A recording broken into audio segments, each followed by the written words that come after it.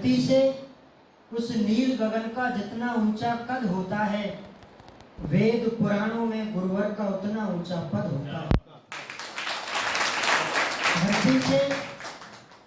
धरती से उस नील गगन का जितना ऊंचा कद होता है, वेद पुराणों में गुरुवर का उतना ऊंचा पद होता है।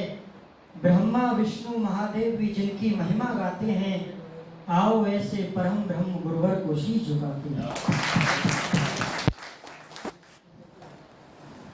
आज हिंदी दिवस, ये प्यार के सौदे हैं जरा देख कर, और मोबाइलों के दौर के आशिक को क्या पता, मोबाइलों के दौर के आशिक को क्या पता, रखते थे कैसे खत में कलेजा निकाला।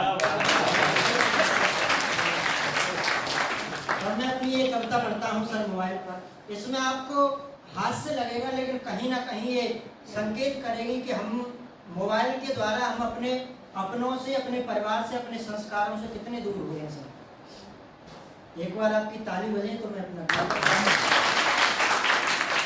राह पर उस राह चलना चाहिए। मैंने कभी लिखा था कि एक जन्म में नारी तुमने कितना फर्ज निभाया है। नारी इस सृष्टि की आधारशिला होती है। एक जन्म में नारी तुमने कितना फर्ज निभाया है। बेटी बहन बहू माँ बन सृष्टि का भार उठाया है, सृष्टि का भार उठाया है। तब मैंने पंक्ति लिखी जब मैंने वो हादसा देखा कि ढूंढा बहुत मगर वो दुनिया नहीं मिली, ढूंढा बहुत मगर वो दुनिया नहीं मिली, कलियों से महकती कोई बगिया नहीं मिली।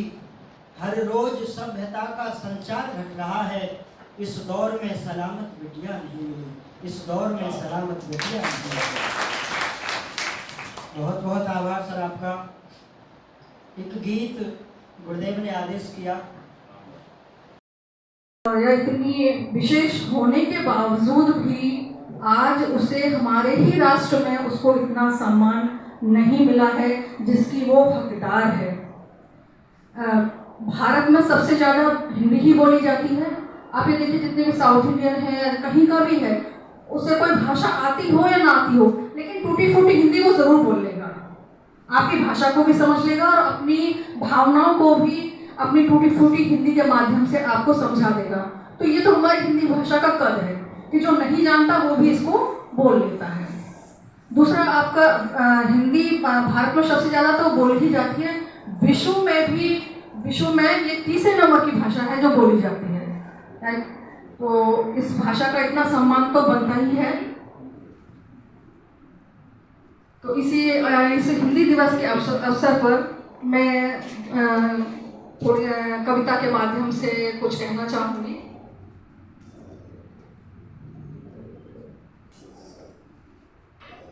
अंग्रेजी में नंबर थोड़े कम आते हैं, अंग्रेजी में नंबर थोड़े कम आते हैं, अंग्रेजी बोलने से भी घबराते हैं, फिर भी स्टाइल के लिए पूरी जान लगाते हैं, क्योंकि हम हिंदी बोलने में शर्माते हैं।